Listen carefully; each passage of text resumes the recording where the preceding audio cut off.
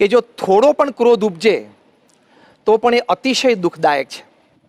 ભગવાન સ્વામિનારાયણે આ વચનામૃતમાં ક્રોધને વાઘ સાથે, દીપડા સાથે, કાળા સર્પ સાથે સરખાવ્યો છે. ભગવાન સ્વામિનારાયણે કીધું કે જેમ વાઘ હોય, દીપડો હોય, કાળો સર્પ હોય, એ જેમ અન્યને ડરાવે અને અન્યના પ્રાણને હરી લે છે, એમ આ ક્રોધ છે અન્યને ડરાવે છે, અન્યના પ્રાણને હરી લે છે. એ વાત ભગવાન સ્વામિનારાયણે ત્યાં કરી છે. અને હકીકત છે, વર્ષો પહેલાં મુંબઈમાં એક પ્રસંગ બનેલો. એક કોર્પોરેટ ઓફિસમાં કદાચ કોઈ ટાર્ગેટ અચીવ નહીં થયો હોય એટલે ગુસ્સામાં ને ગુસ્સામાં બોસે મિટિંગ કરી અને બધાને ખૂબ ફાયરિંગ આપ્યું. એમાં 3-4 જણાને જે એમ લાગતા હતા કે જવાબદાર છે એમને છૂટા પણ કર્યા. એમાં એક લેડી એમ્પ્લોયને એમણે છૂટી કરી. એ લેડી એમ્પ્લોય કીધું કે સર, મારો વાંક નથી, તમે મારી રજૂઆત સાંભળો, મને એક ચાન્સ આપો. છતાં ગુસ્સામાં ને ગુસ્સામાં એ બોસે કીધું કે ના, no chance, you are fired. એ લેડી એમ્પ્લોય ઘરે ગયા અને ખૂબ જ ડિપ્રેશનમાં આવી ગયા, કારણ કે જવાબદારીઓ ઘણી હતી. અને એમણે પંખેથી લટકીને આત્મહત્યા કરી. આ કેસની તપાસ થઈ તો ઇન્ડિયન પિનલ કોડમાં એક કાયદો છે, આઈપીસીમાં, અબેટમેન્ટ ટુ સુસાઇડ. એટલે કે તમારા શબ્દોથી, તમારા વર્તનથી કોઈ ઇન્સ્ટિગેટ થાય, કોઈને એવી પ્રેરણા થઈ જાય કે હું આત્મહત્યા કરી લઉં, તો એની માટે પણ તમે જવાબદાર છો.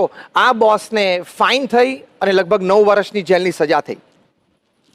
એટલે ક્રોધાવેશમાં આવું થઈ શકે છે, જે ભગવાન સ્વામિનારાયણ આપણને કહ્યું.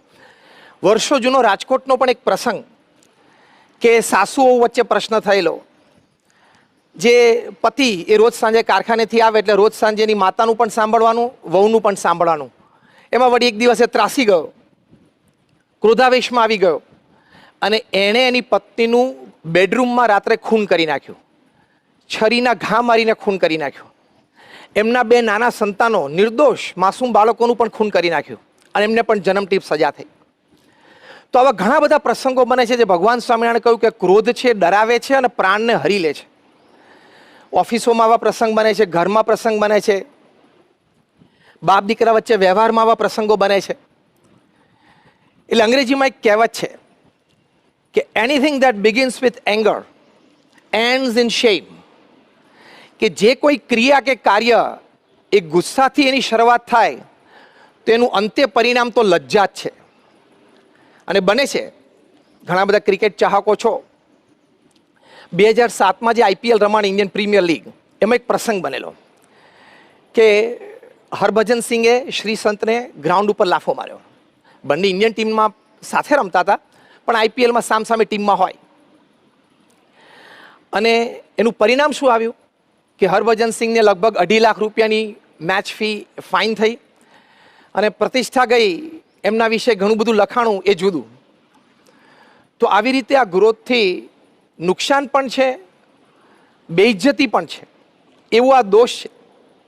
અને કદાચ કોઈ વ્યક્તિ એવી સમર્થ હોય, એવા પદ ઉપર આવી જાય અને પ્રશાસનની વ્યવસ્થા એવી થઈ જાય અને એ જો એને મોટો ક્રોધ ભભૂકી જાય તો સમાજને પણ બહુ મોટું નુકસાન થઈ શકે છે.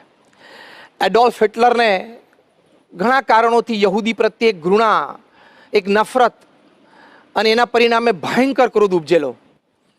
અને આપણે જાણીએ છીએ પરિણામ કે 60 લાખ યહૂદીઓ એ આ હિટલરની ક્રોધાગ્નિમાં એ બળીને ભસ્મ થઈ ગયા. તો આ બધી હકીકતો છે. કેટલા બધા આવા પ્રસંગો બને છે. You would be surprise to know that every day 1000 people are killed by domestic guns. Military guns નથી વાત કરતા આપણે, ડોમેસ્ટિક ગન્સ. કે ઘરમાં, પરિવારમાં ક્યાંક શૂટિંગ થાય, કોઈ કિશોર કે યુવાન હોય એ સ્કૂલમાં કે કોલેજમાં જઈને શૂટિંગ કરે, એમના યુવાનોને કે મિત્રોને કે ટીચર્સને શૂટ કરી દે, એવા પ્રસંગો પણ બન્યા છે. રોજ 1000 વ્યક્તિ તો ડોમેસ્ટિક ગન્સની શૂટિંગથી મરે છે. તો આવા પરિણામો ક્રોધના, આપે બધાએ પણ નાના મોટા પ્રસંગે, કદાચ આ કક્ષાના નહીં, પણ ક્રોધથી કંઈક સંબંધો બગડે, બોલાચાલી થઈ જાય, કંઈક મર્યાદાઓ તૂટી જાય, અબોલા થઈ જાય, એવા ઘણા બધા પ્રસંગો તો આપણે બધાએ પણ અનુભવ્યા છે. એટલે આ એક વાત હકીકત છે. અને આ ક્રોધ, એની શારીરિક અસરો પણ આપણી ઉપર ઘણી બધી છે. અમેરિકન જર્નલ ઓફ એપિડેમિયોલોજી એમાં 2001ની સાલમાં એક આર્ટિકલ આવેલો. એ આર્ટિકલમાં સંશોધન પછી એવું લખવામાં આવેલું કે માણસ જ્યારે ક્રોધિત થાય છે ત્યારે એની બ્લડ સ્ટ્રીમમાં એટલે કે એના લોહીમાં અમુક સ્ટ્રેસ હાર્મોન્સ રિલીઝ થાય છે અને એ હાર્મોન્સના લીધે એનું બ્લડ પ્રેશર વધે છે, હાર્ટ રેટ ઇરેગ્યુલર થવા માંડે, મોટી ઉંમર હોય તો હાર્ટ એટેક પણ આવી શકે અને લાંબે ગાળે કેન્સરની પણ શક્યતા છે જે ક્રોનિક એંગરમાં રહેતા હોય, એટલે વારે વારે નાના નાના પ્રસંગે ગુસ્સામાં આવી જતા હોય એની વાત છે. એટલે ગુસ્સો એ બધી રીતે આપણને નુકસાનકારી છે, બધી રીતે આપણને નડતરરૂપ છે. એક વાત હકીકત છે જે આપણે સૌ પણ જાણીએ છીએ પણ આપણે એને કંટ્રોલ નથી કરી શકતા. તમને આશ્ચર્ય થશે કે અમેરિકામાં રેડફોર્ડ વિલિયમ્સ એ પોતે બિહેવિયર મેડિસિનના એક્સપર્ટ છે. એમણે કહ્યું કે દુનિયામાં 20% લોકો એક ક્રોધિત પ્રકૃતિ ધરાવે છે. બહુ વર્ષો સુધી એમણે એંગર મેનેજમેન્ટ ઉપર સંશોધનો કર્યા છે. બીજા 20% લોકો એવા છે જે કેઝ્યુઅલી ફ્રી લિવિંગ જેવા છે, એટલે કે આમ ચલાવી લે, મોટું મન રાખે, જતું કરે. બાકીના આપણે બધા આ બેની વચ્ચે ક્યાંક ને ક્યાંક અમુક પર્સન્ટેજમાં રમીએ છીએ. હવે આપણને કેવી રીતે ખબર પડે કે આપણે હાલતું ચાલતું પ્રેશર કુકર છીએ કે નહીં? તો રેડફોર્ડ વિલિયમ્સે એમના સંશોધન પરથી કહ્યું કે પહેલું આપણે ક્રોધિત પ્રકૃતિ છે કે નહીં એ તપાસ કરવા માટે કે આપણામાં નેગેટિવ ફિલિંગ્સ કેટલી ઉત્પન્ન થાય છે. પ્રસંગે, વાતમાં, વ્યક્તિઓ સાથે સંબંધમાં વારાઘડીએ નેગેટિવ ફિલિંગ્સ ઊભી થતી હોય તો સમજવાનું કે આપણી થોડી ક્રોધિત પ્રકૃતિ છે. બીજું એમણે કહ્યું અગ્રેસિવનેસ, આક્રમકતા હોય, આપણા મન પ્રમાણે વાત બની નહીં, આપણા મન માટે થોડો ફેરફાર કર્યો, આપણા આયોજનમાં થોડોક ફેરફાર થયો, એમાં તરત આપણે આક્રમક થઈ જઈએ તો એ સમજવાનું ક્રોધિત પ્રકૃતિ છે. ત્રીજું એમણે કહ્યું સિનિસિઝમ. સિનિસિઝમ એટલે આમ એક જનરલ ડિસ્ટ્રસ્ટ ઓફ પીપલ, એટલે કે આમ માનવ દ્વેષ જેવું. નજીકનું વર્તુળ હોય, નજીકના લોકો હોય એની માટે પણ એમને અણવિશ્વાસ રહ્યા કરે, એમની વાત કે એમના વિચાર કે એમના મોટિવ્સમાં પણ એમને શંકા રહ્યા કરે. તો આ ક્રોધિત પ્રકૃતિ છે. એટલે નેગેટિવ ફિલિંગ્સ હોય, અગ્રેસિવ એટીટ્યુડ હોય, સિનિસિઝમ હોય તો એ ક્રોધિત પ્રકૃતિ છે. તો આપણે થોડીક અંતરદ્રષ્ટિ કરીને આપણો તપાસ કરવાનો કે આપણે એ ક્રોધિત પ્રકૃતિ કેટલી છે. હવે એને મેનેજ કરવું, કંટ્રોલ કરવો એ અત્યંત આવશ્યક છે. કારણ કે જો ન કરી શકીએ તો કોક વખત આપણે વ્યક્તિગત જીવનમાં, પારિવારિક જીવનમાં, સામાજિક જીવનમાં, વ્યવસાયિક જીવનમાં બધે ઠેકાણે નાના મોટા પ્રશ્ન આવવાની શક્યતા છે. તો એ ક્રોધને આપણે કેવી રીતે મેનેજ કરવો, એ મેનેજ કરવો ખૂબ જરૂરી છે અને દરેક વ્યક્તિ માટે જરૂરી છે. જો એ ક્રોધને પ્રોપરલી મેનેજ ન કરી શકે તો આપણે જોઈએ એવા માઠા પરિણામો પણ આવી શકે છે. તો પહેલી અગત્યની વાત છે સ્પોટ એંગર, કે તમને તાત્કાલિક ક્રોધ ઉપજ્યો કોઈ વ્યક્તિ સાથે વાર્તાલાપમાં, ચર્ચામાં અથવા કોઈ દ્રશ્ય જોઈને અને એકદમ ક્રોધ શૂટઅપ થઈ ગયો તો ત્યાં ઇમરજન્સી શું કરવું? તો ઘણા સંશોધનો પછી એવી વાત છે કે જો આવી સિચ્યુએશન એક ઊભી થઈ ગઈ તો shut your mouth, freeze your limbs એટલે કે આર્મ્સ, કાઉન્ટ 10, 1 2 3 4 5 6 એવી રીતે, અને while counting 10 leave the place, change the activity.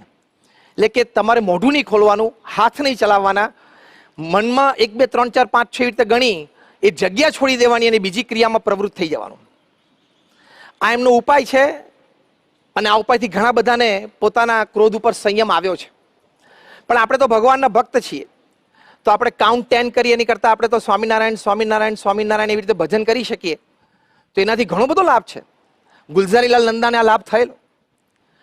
Gulzarilal Nanda એક વખતના ભારતના કેન્દ્ર સરકારના પ્રધાનશ્રી હતા અને ત્યાર પછી કાર્યકારી પ્રધાનમંત્રી પણ બનેલા. એ બ્રહ્મ સ્વરૂપ શાસ્ત્રીજી મહારાજના યોગમાં આવેલા. બ્રહ્મ સ્વરૂપ શાસ્ત્રીજી મહારાજ જેઓ આ બીએપીએસ સંસ્થાના સ્થાપક અને પરમ પૂજ્ય પ્રમુખ સ્વામી મહારાજના દીક્ષા ગુરુ, એમના શિષ્ય પણ એ થયેલા. એક વખત એમણે નિષ્કપટ ભાવે શાસ્ત્રીજી મહારાજને કહ્યું કે સ્વામી, મને ક્રોધ બહુ આવી જાય છે. અને એવો ક્રોધ એમને આવતો કે પોતે લખતાઓને જો ક્રોધ આવે તો પેન પછાડીને તોડી નાખતા. આ બધી જ વાત એમણે શાસ્ત્રીજી મહારાજને કરી. ત્યારે શાસ્ત્રીજી મહારાજ એમને કહ્યું કે તમને ક્રોધ આવે ને ત્યારે તમારે મોઢું ખોલવું નહીં અને મનમાં સ્વામિનારાયણ સ્વામિનારાયણ સ્વામિનારાયણ 10 વખત બોલવું અને પછી ક્રોધ રહે તો કરવો. ગુલઝારીલાલ નંદાને આ વાતમાં વિશ્વાસ, એમણે આ પ્રયોગ કર્યો અને આશ્ચર્ય વચ્ચે એમનો ક્રોધ આ પ્રયોગથી શમી જતો. તો જો ભગવાનના નામ સ્મરણથી આપણે સ્પોટ એંગરને ઇમરજન્સી ટ્રીટમેન્ટ તરત આપી શકીએ છીએ અને એનાથી આપણને લાભ થાય છે. એટલે આપણે પણ ઘરમાં કદાચ કોઈને ક્રોધ ઉપજે, પરિવારમાં, વાતચીતમાં, ચર્ચામાં, આયોજનમાં, વ્યવસ્થામાં, કોઈ નિર્ણયમાં, તો જે વ્યક્તિને ક્રોધ ઉપજે એમને તાત્કાલિક શાસ્ત્રીજી મહારાજ આપણને જે ઉપાય બતાવ્યો છે, આંખ બંધ કરીને મોઢું બંધ રાખીને સ્વામિનારાયણ સ્વામિનારાયણ બોલું, કદાચ એ વ્યક્તિ આવેશમાં એ ન કરી શકે તો સામે આપણે તમામ પરિવારજનોએ તો તાત્કાલિક સ્વામિનારાયણ સ્વામિનારાયણ સ્વામિનારાયણ બોલવા જ માંડવું અને આપણે તો ઊંચા સ્વરે બોલવું. એટલે પેલી વ્યક્તિને અસર થાય, પેલી વ્યક્તિને એમ થાય કે ના, એને જાણપણું આવે, મારે ન કરવું જોઈએ, અને એનો ક્રોધ શમી જાય તો પરિવારમાં કોઈ અનર્થ થતો બચી જાય. તો એક મોટો ઉપાય એ સમાજની દ્રષ્ટિએ, એક્સપેરિમેન્ટની દ્રષ્ટિએ પણ સાબિત થયેલો છે અને આપણને તો આપણા ગુરુહરિ શાસ્ત્રીજી મહારાજે આપ્યો છે અને પ્રૂડ છે, તે વાત હકીકત છે. કારણ કે આ ગુસ્સાનું નહીં તો ભયંકર પરિણામ આવી જાય. જો અત્યારે કોરોના વાયરસ ચાલે છે, પેન્ડેમિક છે, આપણે ત્રીજા લોકડાઉનમાં છીએ, તો લોકડાઉન દરમિયાન પરિવાર બધા સાથે રહે છે. ઘણી વખત પતિ પત્ની તો બંને જોબ કરતા હોય મોટા શહેરોમાં, સવારથી બહાર જતા રહેતા હોય, ભેગા ના થતા હોય, પણ હવે ભેગા થયા, આટલું ભેગા રહ્યા એટલે એકબીજાના સ્વભાવ ઓળખ્યા, ઘણા નવા સ્વભાવ એકબીજાના જાણ્યા, હવે એકબીજા ઉપર ક્રોધિત પણ થયા. તો આશ્ચર્ય વચ્ચે કે ચાઇનામાં વુહાનમાં જે એપિસેન્ટર કહેવાય છે કોરોના વાયરસ માટે, અમેરિકામાં ન્યુયોર્કમાં, ભારતમાં પણ મુંબઈમાં ડિવોર્સ કેસીસ, એનું ફાઇલિંગ એ સ્પાઇક થઈ ગયું. એટલે કે એનો દર વધી ગયો. કારણ કે ભેગા રહ્યા તો પ્રકૃતિઓ અથડાણી અને ક્રોધિત થયા. તો આવી પણ એક પરિસ્થિતિ એ સર્જાઈ શકે છે. તો જો મહાપુરુષોના ઉપદેશથી અને મહાપુરુષોના ચરિત્રથી આપણને આ વાત સમજાય છે કે આ સ્પોટ એંગરને કેવી રીતે પ્રોપરલી મેનેજ કરો, તો એ આ ચરિત્ર પરથી આપણને ખૂબ સુંદર રીતે શીખવા મળે છે. કારણ કે જ્યારે આપણે ગુસ્સાની અવસ્થામાં ભગવાન સાથે જોડાઈએ છીએ ત્યારે સાયન્ટિફિકલી પ્રૂવ થયેલું છે, એક્સપેરિમેન્ટલી, ક્લિનિકલી એ વાત સાબિત થઈ છે કે આપણને હાર્મોન્સ રિલીઝ થાય છે અને આપણને રિલીફ થાય છે. જેમ કે તમે સ્ટ્રેસમાં આવો ત્યારે તમારા શરીરમાં કોર્ટિઝોલ, એપિનેફ્રિન, આ બધા જે હાર્મોન્સ છે સ્ટ્રેસ લાવે, બ્લડ પ્રેશર વધારે, હાર્ટ રેટ્સ ઇમ્પરફેક્ટ કરે, એ બધા જનરેટ થાય છે. પણ તમે જ્યારે ભગવાન સાથે આ ક્રોધિત અવસ્થામાં પણ તમે જોડાઓ, પ્રાર્થનાના રૂપે, નામ સ્મરણના રૂપે, સ્મૃતિના રૂપે, ત્યારે એન્ડોફિન નામનું એક હાર્મોન પણ રિલીઝ કરે છે બ્રેઇન કમાન્ડ કરે ને રિલીઝ થાય. તો એન્ડોફિન છે એ કોર્ટિઝોલ અને એપિનેફ્રિન બંનેને દબાવે. અને એન્ડોફિનનું એ લક્ષણ છે કે તમને આમ કુલનેસ, કામનેસ, એટલે આમ શાંતપણું આપે, ધીરજ આપે અને તમારી ઇમ્યુનિટી પણ સ્ટ્રોંગ કરે છે. એટલે સાયન્ટિફિકલી પણ પ્રૂવ થયેલી વાત છે કે ક્રોધિત અવસ્થામાં પણ ભગવાનના નામ સ્મરણથી તમારા શરીરમાં એન્ડોફિન રિલીઝ થાય અને તમને શાંતિ વર્તે, તમારો ક્રોધ છે એ શમે. તો આ બધી વાત હકીકત છે, એ બધી પ્રૂવ થયેલી છે. બીજી એક વાત ક્રોધને નાબૂદ કરવા માટે કે આપણે થોડી અંતરદ્રષ્ટિ રાખવી, કે એક સજ્જન વ્યક્તિ તરીકે, એક સારા વ્યક્તિ તરીકે, એક ભણેલી, એક સમાજની સારી વ્યક્તિ તરીકે આપણને ક્રોધ શોભે નહીં. તો જ્યારે પ્લાન્ડ એંગર હોય, આપણે સ્પોટ એંગરની વાત કરીએ, પ્લાન્ડ એંગર હોય કે ગુસ્સા થવાનું તમે પ્લાનિંગ કરતા હોય, જેમ કે તમે ઓફિસમાં બેઠા હો, તમારા હાથમાં કોઈ રિપોર્ટ આવ્યો, તમે લોસીસ જોવો, તમને તરત ગુસ્સો આવે કે હવે એ કર્મચારી મને મળે એટલે ખખડાવો જ છે. તરત તમે બેલ મારીને પ્યુનને બોલાવો કે આવ્યો હોય તો કે નથી આવ્યો, આવે એટલે સીધો મોકલ. અથવા તો ઘરમાં કંઈક તમે પ્રસંગ સાંભળો તમારા દીકરા દીકરી વિશે, એના કોઈ અયોગ્ય વર્તનમાં, તમે આમ રાહ જોઈને બેઠા હો કે ઘરે આવે ને એટલે એની પર ગુસ્સે થવું. એટલે એ જે પ્લાન્ડ એંગર હોય કે હજી તમારે વ્યક્ત થવાની વાર છે પણ તમારા મનમાં ક્રોધ શરૂ થઈ ગયો છે, તો એ વખતે અંતરદ્રષ્ટિ કામમાં આવે છે.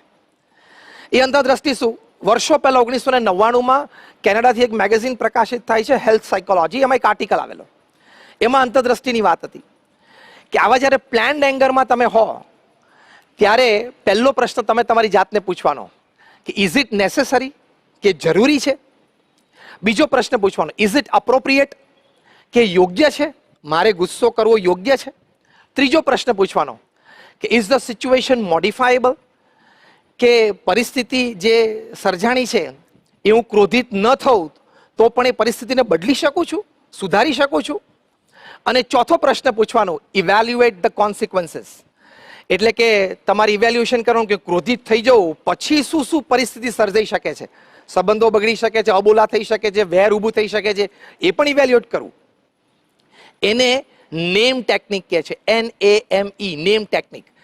N એટલે ઇઝ ઇટ નેસેસરી, એ એટલે ઇઝ ઇટ એપ્રોપ્રિએટ, M એટલે ઇઝ ધ સિચ્યુએશન મોડિફાયેબલ, અને E એટલે ઇવેલ્યુએટ ધ કોન્સિક્વન્સીસ. તો એ અંતરદ્રષ્ટિ છે. એ જ અંતરદ્રષ્ટિ 200 વર્ષ પહેલા વચનામૃતમાં મુક્તાનંદ સ્વામીએ પોતાના વર્તન દ્વારા આપણને શીખવાડી છે. મધ્યના 27માં વચનામૃતમાં શ્રીજી મહારાજે મુક્તાનંદ સ્વામીને પૂછ્યું કે તમને ક્રોધ થાય, અને શું નિમિત્ત હોય તો ક્રોધ થાય, અને કેટલો ક્રોધ થાય ને ક્રોધ પછી ટળે કેવી રીતે ટળે છે. ત્યારે મુક્તાનંદ સ્વામી ભગવાન સ્વામિનારાયણના એક અગ્રિમ પંક્તિના સંત, એમણે બહુ જ નિષ્કપટ ભાવે ભર સભામાં મહારાજને જવાબ આપ્યો. એમણે કહ્યું કે મહારાજ, કોઈ અધર્મના માર્ગે ચાલતો હોય, કોઈ ગરીબને એવો દબાવતો હોય, કોઈ બળિયો વ્યક્તિ, ત્યારે કંઈક થોડો ક્રોધ થઈ આવે પણ એ શમી જાય છે. મહારાજ વેન્ટ ડીપ, મહારાજ થોડા ઊંડા ઉતર્યા. મહારાજ કે કયા વિચારથી શમે છે?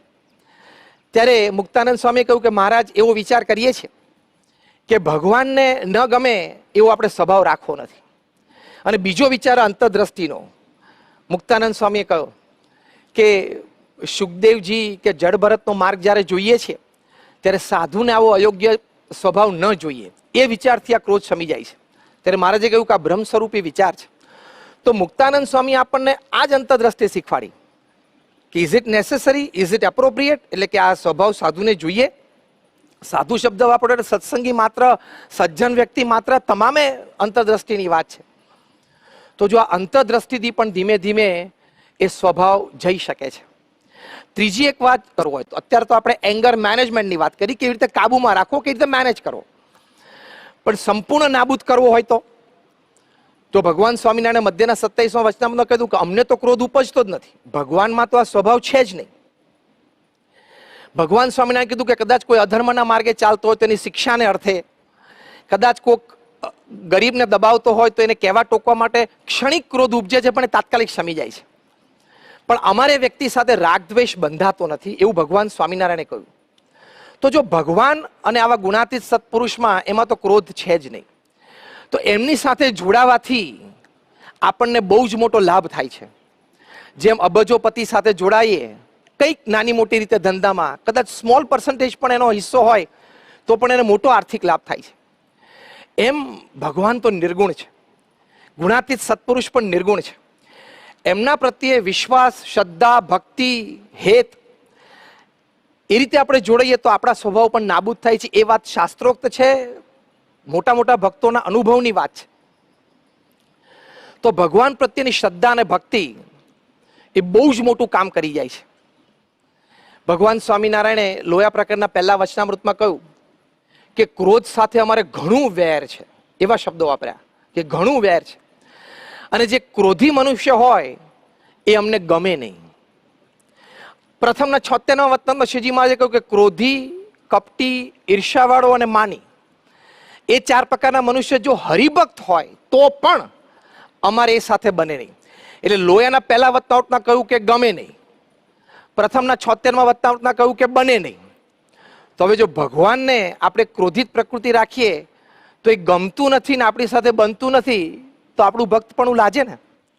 એ વિચારથી પણ આ ક્રોધ નાબૂદ થઈ શકે છે, એ ક્રોધ સંપૂર્ણ રીતે જઈ શકે છે.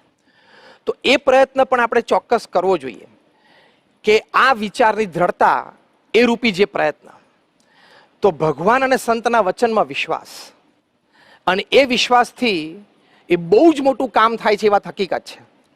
પરમ પૂજ્ય પ્રમુખ સ્વામી મહારાજ એક વખત નાઇરોબીમાં હતા. ત્યાં એર માર્શલ અર્જુનસિંહ પ્રમુખ સ્વામી મહારાજને મળેલા. એમણે પ્રમુખ સ્વામી મહારાજને વાત કરી કે 1971ના યુદ્ધ વખતે અમે પાકિસ્તાનના ઘણા બધા પ્લેન તોડેલા, એટલી બધી બહાદુરી આપણા ફોર્સીસે બતાવી હતી, અમે કોઈનાથી ડરતા નહોતા. પણ આ આંતરિક દોષો છે ને એને અમે હરાવવા સમર્થ નથી. એમાં આ ક્રોધ છે એ લેશ માત્ર પણ મારા કાબુમાં નથી. તો હું આપને પ્રાર્થના કરું છું કે મને કોઈક એવો ઉપાય બતાવો કે આ ક્રોધ ઉપર હું વિજય મેળવી શકું. એવી વાત એર માર્શલ અર્જુનસિંહે પ્રમુખ સ્વામી મહારાજને કરી. ત્યારે પ્રમુખ સ્વામી મહારાજ એમને એક જ વાક્યમાં ઉપાય બતાવ્યો કે સંત સમાગમ એ જ એક અને એકમાત્ર ઉપાય છે. આવા શબ્દો પ્રમુખ સ્વામી મહારાજે વાપર્યા કે એ જ એક અને એકમાત્ર ઉપાય છે. કારણ કે સંત સમાગમથી આગળ આપણે જે વાત કરીએ તમામ ઉપાયો સિદ્ધ થઈ શકે. ભગવાનના નામ સ્મરણની શ્રદ્ધા, ગુસ્સો આવે ત્યારે એ જાણપણું આવે, પછી અંતરદ્રષ્ટિ, ભગવાન પ્રત્યેની શ્રદ્ધા ભક્તિ, આ બધું જ સંત સમાગમમાં રહેલું છે. એટલે પ્રમુખ સ્વામી મહારાજે અર્જુનસિંહને સંત સમાગમની વાત કરી. પણ હવે સંતો પણ ઘણા છે, પણ એમાં કેવા સંતની વાત? તો જેનામાં દોષ ન હોય. યોગીજી મહારાજ એક વખત ગોંડલમાં હતા અને મોટા સ્વામીએ સાહજિક જ એમને પૂછ્યું કે સ્વામી તમને ક્યારે આમ ક્રોધ આવેલો? ત્યારે યોગીજી મહારાજ એકદમ ભાવમાં આવીને બોલ્યા કે ગુરુ, અમને ક્યારેય ક્રોધ આવ્યો જ નથી. આવા સંતની વાત, આવા સંતના સમાગમની વાત પ્રમુખ સ્વામી મહારાજે કરી છે. કારણ કે આવા સંત એ જ એમના પ્રત્યે આપણને વિશ્વાસ અને પ્રીતિ હોય તો એમની કૃપાથી આ થઈ શકે. જે શ્રીજી મહારાજે કાર્યાણીના 12મા વચનામૃતમાં કહ્યું છે. શ્રીજી મહારાજે કહ્યું કે ક્રોધી, લોભી, લંપટ ગમે તેવો જીવ હોય, પણ આવી રીતની વાતમાં વિશ્વાસ અને પ્રીતિએ કરીને જો સાંભળે તો એના એ સર્વ વિકાર ટળી જાય છે. આવી રીતની વાત એટલે શું? કાર્યાણીના 12મા વચનામૃતમાં આ શબ્દો વાપરે કે આવી રીતની વાત એટલે શું? તો આવી રીતની વાત એટલે ભગવાન અને સંતના ઉપદેશ સંબંધી વાત અને ભગવાન અને સંતના જીવન પ્રસંગો, ચરિત્રની વાત, બે પ્રકારની વાત. એમાં વિશ્વાસ અને પ્રીતિ, તો આ સંપૂર્ણ નાબૂદ થઈ શકે છે. એ વાત એક હકીકત છે. પ્રમુખ સ્વામી મહારાજ ઘણા વર્ષો પહેલા એક પ્રસંગે બોચાસનમાં હતા. આ પ્રસંગ બ્રહ્મોપનિષદ પુસ્તકમાં લખાયેલો છે. એક શિક્ષક પ્રમુખ સ્વામી મહારાજને મળવા માટે આવ્યા અને એમણે પ્રમુખ સ્વામી મહારાજને વાત કરી કે સ્વામી મને બહુ જ ક્રોધ છે. પછી એમણે એમના પ્રસંગો કહ્યા કે સ્વામી મારા દીકરાને મેં એક પોકેટ રેડિયો લઈ આપ્યો કોમેન્ટ્રી સાંભળવા માટે. વળી એક દિવસ બપોરે મારે રજા હતી, હું ઘરે હતો, સૂતો હતો. અમારું નાનું ઘર, પણ હવે એને ક્રિકેટ કોમેન્ટ્રી સાંભળવાનો શોખ, તેને રેડિયો ચાલુ કર્યો. મેં 2-3 વખત એને ટોક્યો પણ એ ના માન્યો. એટલે મેં ઊભા થઈને એના હાથમાંથી રેડિયો લઈ લીધો અને પછાડીને તોડી નાખ્યો. બીજો પ્રસંગ એમણે કહ્યો, આ વાત બ્રહ્મોપનિષદમાં લખેલી છે કે મારા દીકરાને મેં સાયકલ લઈ આપી અને પછી એ સાયકલ ફેરવતો હશે કમ્પાઉન્ડમાં. વળી તડકો ઘણો હતો, ઉનાળાનો સમય, એટલે મેં કીધું તું રહેવા દે, સાંજે સાયકલ ફેરવ. તો કે ના પપ્પા, મારે અત્યારે ફેરવવી છે. એ વખતે કે મારો એટલો બધો ગુસ્સો આવી ગયો, મેં સાયકલ ઉપરથી ગુસ્સામાં ધક્કો માર્યો અને સાયકલ પછાડીને પછી ધોકાથી આખું ટાયર તોડી નાખ્યું, બધા સ્પોક તોડી નાખ્યા. હવે મેં જેને નવી સાયકલ લઈ આપેલી કે સ્વામી મારો આટલો બધો ગુસ્સો છે, શું કરું? એ વખતે પ્રમુખ સ્વામી મહારાજે એમને કહ્યું, એમને એક માળા આપી અને કહ્યું કે તમારે રોજ સવારે 5 માળા સ્વામિનારાયણ સ્વામિનારાયણ સ્વામિનારાયણ સ્વામિનારાયણ કરવું. અને આ ગુસ્સો જ્યારે આવે ને એ વખતે પણ સ્વામિનારાયણ સ્વામિનારાયણ સ્વામિનારાયણ અંદરથી બોલું. આટલું કરજો, ભગવાન કૃપા કરશે. આવા મોટા સંત પાસે નિષ્કપટ થયા, એમાં જ આપણું ઘણું બધું કામ પૂરું થઈ જતું હોય છે. અને પછી એમના વચનમાં વિશ્વાસ અને એમના પ્રત્યે પ્રીતિ, આ શિક્ષકે ઉપાય કર્યો. બીજી વખત જ્યારે પ્રમુખ સ્વામી મહારાજ થોડા મહિના પછી બોચાસન પધાર્યા ત્યારે ફરી વખત મળવા આવ્યા અને એકદમ હાથ જોડીને ગળગળા થઈને આંખમાં આંસુ સાથે એમને પ્રમુખ સ્વામી મહારાજને કહ્યું કે સ્વામી આપે જે ઉપાય બતાવ્યો તે મેં કર્યો, એમાં મારો ક્રોધ સંપૂર્ણ શમી ગયો હોય ને એવું મને લાગે છે. છેલ્લા થોડાક મહિનાથી, આમ તો હું તમને છેલ્લે મળ્યો ત્યારથી અત્યાર સુધી મને ક્રોધ આવ્યો જ નથી. તો જો આવા વચનોમાં વિશ્વાસ અને આવા સંત પ્રત્યે જો પ્રીતિ હોય તો એ બહુ જ મોટું કામ થઈ શકે છે. આ તો વિશ્વાસથી કામ થયું. પ્રીતિથી કેવી રીતે કામ થાય? તો આવા સંત પ્રત્યે પ્રીતિ હોય તો એમના જીવન પ્રસંગો આપણને સ્પર્શી જાય, યાદ રાખવાનું મન થાય, આપણી માટે પ્રેરણારૂપ થઈ જાય. તો પ્રમુખ સ્વામી મહારાજ જીવનમાં તમે જો કેટલા બધા પ્રસંગો એવા બન્યા છે કે પ્રમુખ સ્વામી મહારાજ સિવાય, એટલે કે ગુણાતીત સત્પુરુષ સિવાય બીજી કોઈ પણ વ્યક્તિઓને ગુસ્સે થઈ જાય. પ્રમુખ સ્વામી મહારાજ આણંદમાં બધે જ પધરામણી કરી, સવારથી નીકળ્યા હતા, બપોર 2:30 વાગે પાછા આવ્યા, જમવા બેસતા હતા. એ વખતે એક વ્યક્તિ આગ્રહ કર્યો કે મારા ઘરે આવો. અમારા વડીલ સંત પૂજ્ય વિવેક સાગર સ્વામી સાથે એમને સમજાવ્યા કે જો 2:30 વાગી ગયા છે, પ્રમુખ સ્વામી મહારાજની ઉંમર તું જો, સવારથી પધરામણી, કે તારા ઘર પાસે આવી ગયા પણ બંધ હતું. કે ના સ્વામી અત્યારે જાઓ. વિવેક સાગર સ્વામી કે અમે પછી બીજી વખત આવશું ત્યારે આવશું. એ કે ના અત્યારે જાઓ. પ્રમુખ સ્વામી મહારાજ સિવાય કોઈ પણ વ્યક્તિ હોત ને તે ક્રોધિત થઈ જાત કે ભાઈ તું સમજ તો ખરો, આટલો આગ્રહ શું કામ રાખે છે? પ્રમુખ સ્વામી મહારાજ એક શબ્દ ના બોલ્યા, ઊભા થઈ પીરસેલું ભાણું છોડી અને પધરામણી કરી આવ્યા. પ્રમુખ સ્વામી મહારાજ મુંબઈમાં હતા, પરમાનંદ કાકાના ઘરે એમનો સ્વામીશ્રીનો ઉતારો હતો. ગાંઠના ઓપરેશન પછી 86ની સાલમાં પ્રમુખ સ્વામી મહારાજ ત્યાં 12 દિવસ આરામ માટે રોકાયેલા. એ વખતે પ્રમુખ સ્વામી મહારાજનું અપમાન એક વ્યક્તિ, બહુ પ્રતિષ્ઠિત મોટી વ્યક્તિ હતી, કેબિનેટ મિનિસ્ટર હતા, એમણે પ્રમુખ સ્વામી મહારાજને વગર વાંકે 1 કલાક ખખડાવ્યા. પ્રમુખ સ્વામી મહારાજ એક શબ્દ ના બોલ્યા. એમાં પ્રમુખ સ્વામી મહારાજનો કોઈ વાંક જ નહોતો. અને વાત પણ એવી હતી, વિષય પણ એવો હતો કે જે તે વ્યક્તિ જે ખખડાવતી હતી એને કોઈ નિસ્બત પણ ન હોય, પણ કેવળ સત્તાની રૂએ અને થોડા માનમાં, એના મદમાં જાણે છે કે સામે પ્રમુખ સ્વામી મહારાજ છે, એમને તાવ છે, એટલે કે ટેમ્પરેચર છે, છતાં પણ એમને ખખડાવ્યા. પ્રમુખ સ્વામી મહારાજ એક શબ્દ ના બોલ્યા. પ્રસંગ પૂરો થયો. પ્રમુખ સ્વામી મહારાજે વિવેક સાગર સાને કીધું કે એમને જમાડી દેજો. તો કેટલા શાંત રહી શક્યા પ્રમુખ સ્વામી મહારાજ. અહીંયા વાસદમાં પ્રમુખ સ્વામી મહારાજને 102 ડિગ્રી તાવ, 2-5 પધરામણી કરવાની હતી, સ્વામી મારા ઘરે આવો, સ્વામી મારા ઘરે આવો, એમ કરતા 122 થઈ ગઈ. એમની જગ્યાએ આપણે તો બોલી બેસે કે ભાઈ મને તાવ છે, આજે નિર્જળા ઉપવાસ છે, એકાદશી, તમે રહેવા દો, કાલે કરશું. એક શબ્દ ના બોલ્યા. જમવામાં કોક વખત ખારો શીરો આવી જાય, કડવી કઢી આવી જાય, કડવી કાકડી આવી જાય, પ્રમુખ સ્વામી મહારાજ એક વાર પણ ગુસ્સે નથી થયા. ભગવાનના થાળમાં આવ્યું, ભગવાન નથી બોલ્યા તો આપણે નહીં બોલવાનું, એ વિચારથી જમી લેવાનું. તો જે કાર્યાણીના 12મા વતનના ભગવાન સ્વામિનારાયણે કહ્યું કે વિશ્વાસ અને પ્રીતિ, તો પ્રીતિ આ કે આવા પ્રસંગો, આવા આપણા ગુરુહરિના આપણે સાંભળીને એનું મનન ચિંતન કર્યું હોય તો લાભ શું, સંત સમાગમનો સાચો અર્થ શું કે આપણા જીવનમાં જ્યારે આવા પ્રસંગો બને ત્યારે આપણને આપણા ગુરુહરિનો બનેલો આવો પ્રસંગ યાદ આવે. એ વખતે કેવી રીતે વર્ત્યા એ જાણપણામાં આવે, અને આપણે જો એ રીતે વર્તી શકીએ તો સમજવાનું કે સંત સમાગમ કર્યો છે. તો એ આવા પ્રસંગોના મનનથી થાય છે. જે ભગવાન સ્વામીએ મધ્ય 31માં કહ્યું કે નિરંતર મનન કરતો સત્વ એ બ્રહ્મનો સંગ કરે તો બ્રહ્મના ગુણ આવે જ. તો આવી રીતે ક્રોધ નિર્મૂળ થઈ શકે છે. તો આ એના ઉપાયો છે. આપણે ભગવાન સ્વામિનારાયણના ચરણોમાં પ્રાર્થના કરીએ, ગુરુહરિ પ્રમુખ સ્વામી મહારાજ અને ગુરુહરિ મહંત સ્વામી મહારાજના ચરણોમાં પ્રાર્થના કે આપણને આ વિચારો દ્રઢ કરાવે અને આપણો ક્રોધ પણ સંયમમાં આવે અને નાબૂદ થાય. એમના ચરણોમાં પ્રાર્થના. શ્રી સ્વામિનારાયણ ભગવાનની જય.